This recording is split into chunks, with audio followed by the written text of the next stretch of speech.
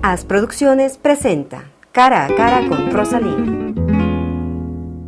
Buenos días, queridos amigos televidentes, y bienvenidos a este programa. El día de hoy vamos a hablar con un personaje muy conocido por los ecuatorianos por su trayectoria política, yo diría más bien que por su trayectoria de servicio a su comunidad.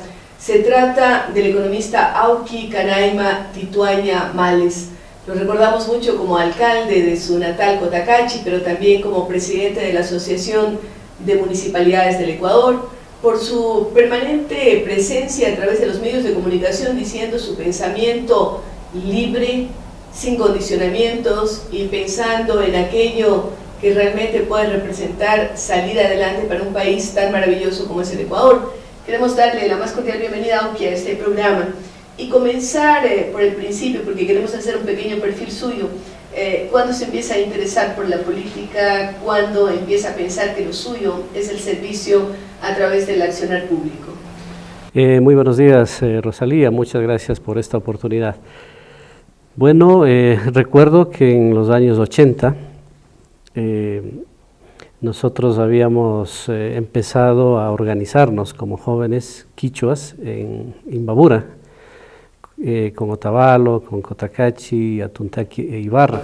Inclusive deciden cambiarse de nombres ustedes, Sí, ¿no? Perfectamente. Ustedes, me acuerdo, sí, con Nina Pacay y varios, ¿no es cierto? Y la iba a mencionar, ella Sí. un poquito más adelante que Sí. nosotros, pero una de las reflexiones importantes fue el tema de la identidad personal. Recuperar Sí. nombres tradicionales. Utilizar el quichua en la denominación de nuestros nombres, ¿no? ¿Auqui qué significa? Auqui, yo la traduzco como energía.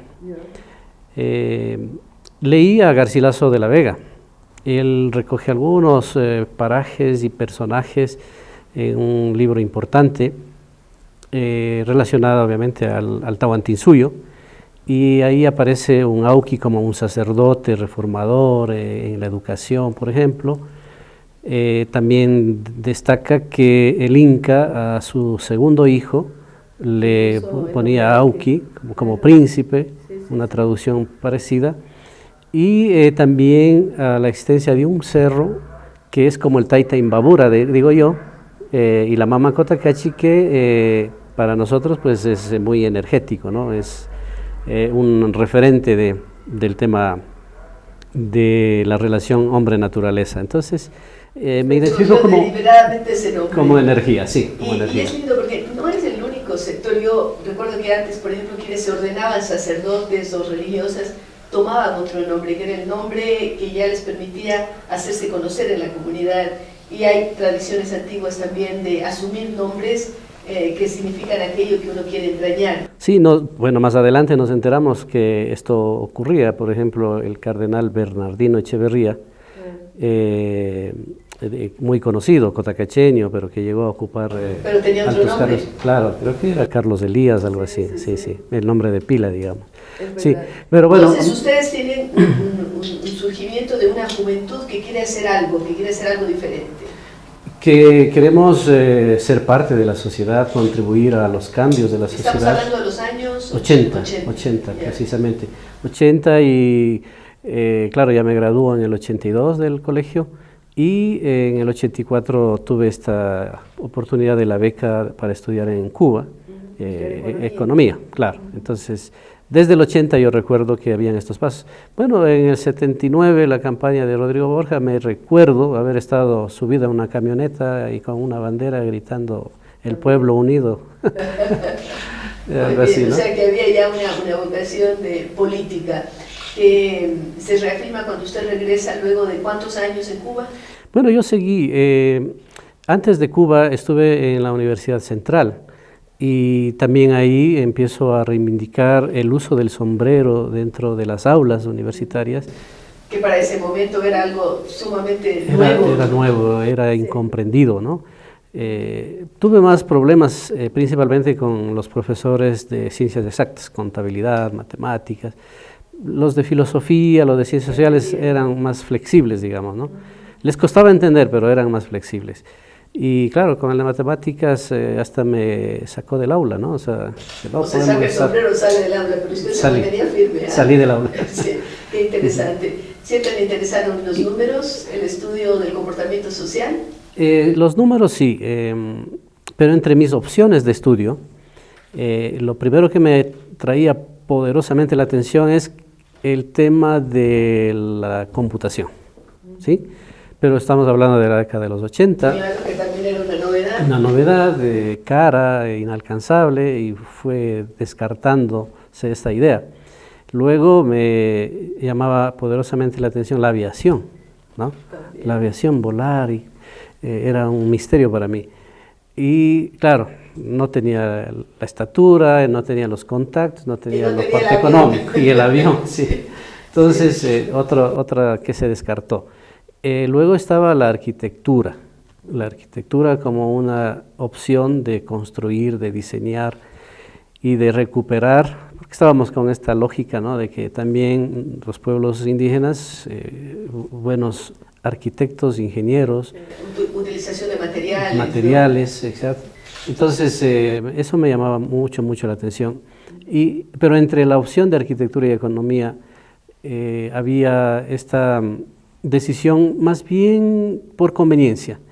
Ya había un chico que estudiaba arquitectura, otros estudiaban periodismo, derecho, medicina, hacía falta un economista. Es interesante, Auki, porque cuando van pasando los años uno se da cuenta que esos primeros amores en cuanto a disciplinas científicas, a carreras, tienen una incidencia en el futuro, porque usted no ha dejado de ser un constructor, un planificador, o sea que esas primeras emociones que sentía frente a un posible desempeño profesional le sirvieron mucho en su carrera como alcalde, por ejemplo, en sus 3 periodos como alcalde. Desde luego.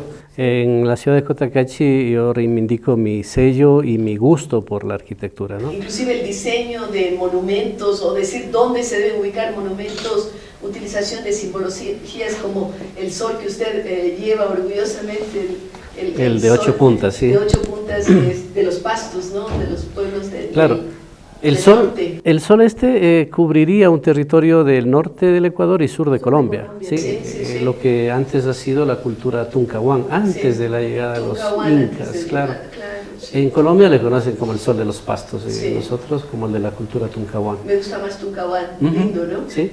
Y sí, diseñé la avenida de ingreso a la ciudad con ayuda de algún arquitecto, y el monumento al sol de 16 metros de altura, tridimensional. Muy Así es, y finalmente importante. Se realizó también en estas otras líneas de acción que le gustaban. Sí. Una decisión de lanzarse como candidato a alcalde no es fácil, ¿no?, en un momento determinado, sobre todo sabiendo que los pueblos indígenas estuvieron mucho tiempo marginados del poder, de opciones de poder. Usted es uno de los 2 primeros alcaldes indígenas. Sí, indudablemente como Movimiento Pachacutic presenta por primera vez opciones de candidatos indígenas. ¿En Otavalo y en Cotacachi? El de Otavalo, sí, él fue candidato, pero no ganó en el 96. Mario Conejo gana en el 2000. Un poquito ayudado de los buenos resultados de Cotacachi también, ¿no? Porque ya se rompía el mito de que los indígenas sí somos capaces, ¿no? Y que pueden ser buenos administradores, esa era una de las cosas y uno de los tabús que había que romper. ¿Cómo lo hace usted? ¿Cómo define su alcaldía? Empezando por la primera administración, usted llega muy joven, ¿con cuántos años? De 31 años. 31 años, un joven alcalde indígena, despertando inquietudes también, ¿no? Y ganas la gente de saber cómo iba a actuar usted. Sí, yo vivo en la ciudad de Cotacachi, una ciudad que tiene aproximadamente 10.000 habitantes y apenas el 5% de población es indígena. La mayoría de población indígena está en las comunidades, en la zona andina. Encontraron también los blanco-mestizos. Los blanco-mestizos, claro.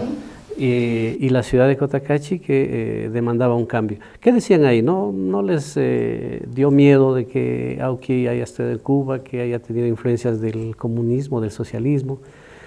Lo que decían ellos es, Auqui es profesional, y ha surgido, ama su ciudad y obviamente tiene contactos, porque el hecho de haber estado en el exterior, ellos, algunos amigos y algunos cotacachinos decían, va a tener otra mirada de la ciudad. Dije, qué interesante, si es que gana, claro. ¿Qué es lo primero que hizo usted cuando se posesiona como alcalde? Democratizar la relación con la ciudadanía, el municipio de puertas abiertas, pero de verdad. Por ejemplo, la posesión se hizo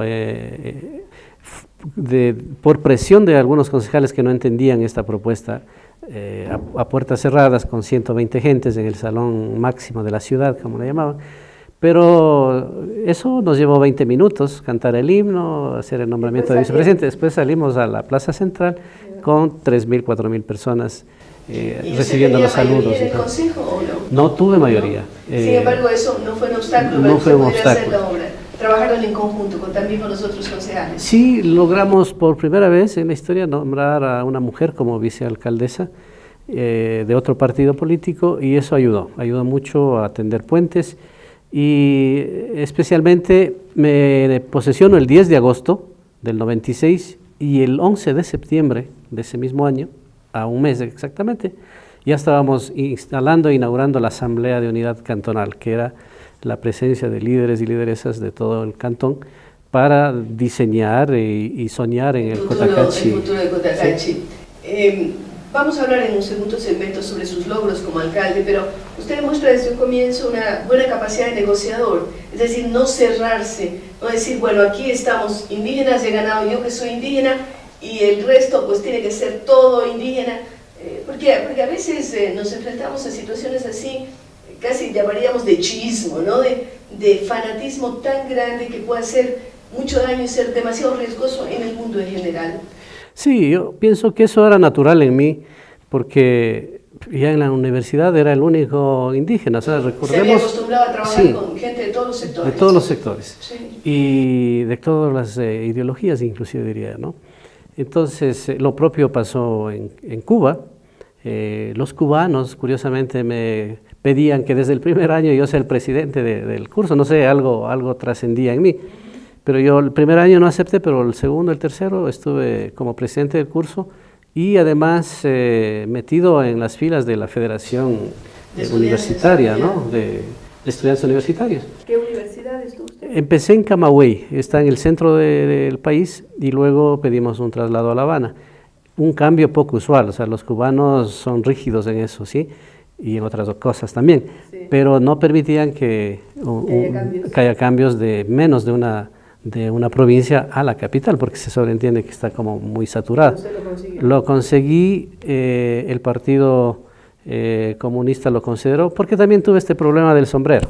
El rector de la Universidad de Camagüey, de bienvenida, me manda despectivamente a sacarme el sombrero, ¿no? Entonces yo dije, no me voy a sacar, en fin, hubo toda una disputa, llegó a oídos del partido y entiendo que de Fidel, porque era como una discriminación en un país en donde decían que la libertad y que la justicia. Y yo les decía, las alpargatas tampoco son utilizadas en Cuba, entonces me van a obligar a poner zapatos. El pelo largo tampoco, me van a obligar, el poncho, o sea, ¿dónde estamos? O si un árabe viene con su turbante y su identidad y le van a obligar también. Entonces, ¿de qué revolución estamos hablando? Gané esa batalla.